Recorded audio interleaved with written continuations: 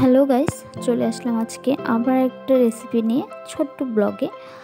তো আজকে দেখাবো আমাদের মতো করে আমরা কি করে ডাল পুরি বানাই। অনেকে অনেক রকমভাবে বানায়, তো আমি ভাবলাম যে আমরা কীভাবে বানাই সেটা আজকে তোমাদের সাথে শেয়ার করবো। চলো দেখে নাও। ফার্স্ট এখানে আমি ডালটাকে সেদ্ধ করে নিয়েছিলাম। তুমি সিটি দিতেও পারো, বাট আমরা সিটি দিইনি, প্রেশার কুকারে আমি নর্মালি সেদ্ধ দিয়েছিলাম। তারপর এখানে আমি শুকনো লঙ্কা আর জিরে ভেজে নিয়েছিলাম। ভেজে নেওয়ার পরে তারপর এখানে আমি গুঁড়ো করে নিচ্ছিলাম। সেটা অল্প অল্প গুঁড়ো হবে, যেহেতু মিক্সিতে ছোটো এতটুকু মশলা খুব কম হতে চায়, তাই আমি হামলদিস্তায় করে নিচ্ছিলাম। তারপর দেখো এখানে আমার গুঁড়ো করা হয়ে গেছে।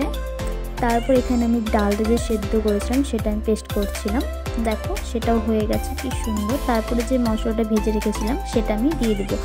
সেটা দিয়ে দেওয়ার পর আমি ভালো করে এটাকে মিক্সড করে নেব। চামচ দিয়ে আমি করেছিলাম, আর তোমরা হাত দিয়েও করতে পারো, কোনো প্রবলেম নেই।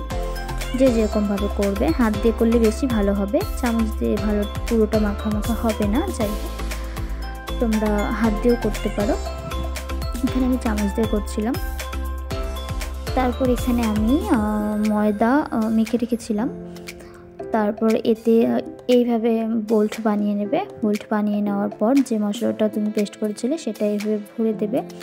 ভরে দেওয়ার পর দেখো আমি কীভাবে তৈরি করছি, তোমরা বুঝতেই পারবে।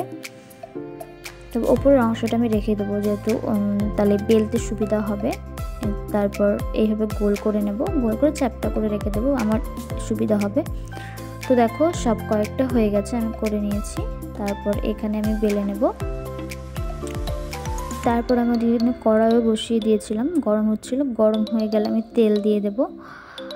তো দেখো এখানে আমি কড়াই বসিয়েও দিয়েছিলাম বলেছি, তারপর তেল দিয়ে দিলাম যতটুকু লাগবে। আজকে যেহেতু ডাল পুরিটি একটু বড় সাইজের, তাই আমি তেল একটু বেশি দিয়েছি। আর এখানে লোহার কড়াই দিয়েছি, ভালো হয়।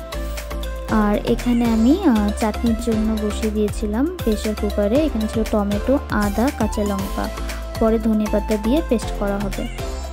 তারপর এখানে আমি দেখো তেলটা গরম হয়ে গেছে, আমি ভেজে নেব। এগুলো প্রত্যেকটাই কিন্তু একদম কি বলবো, লুচি যেরকম ফুলে সেরকম ফুলে উঠবে। ভেতরে মশলা আছে জন্য ফুলবে না, সেরকমটা না, একদম পুরোটাই ফুলবে। তোমরা দেখে নাও, এটা একটু সময় লাগবে। আর আঁচটা একদম হাই করবে না, আর একদম লো না, মিডিয়াম রাখবে, তাহলে দেখবে ভেতরটাও সুন্দর হয়ে যাবে আর সুন্দর ফুলে উঠবে। তো তোমরা দেখতেই পাচ্ছ কত সুন্দর হয়ে গেছে। তো তোমাদের যদি ভালো লাগে তাহলে অবশ্যই তোমরা বাড়িতে সন্ধ্যের টাইমে তোমরা টিফিন করতে পারো, খুব ভালো একটা রেসিপি, ভালো লাগে খেতে। আর এখানে দেখো আমার হয়েও গেছে প্রায়, আমি বন্ধ করে দেব। আর দেখো চাটনিটাও হয়ে গেছে এদিকে।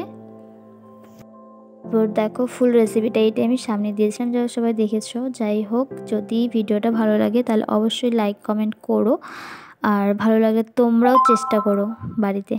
তো আজকের ভিডিওটা এতটুকুই। ভালো থেকে সুস্থ থেকো।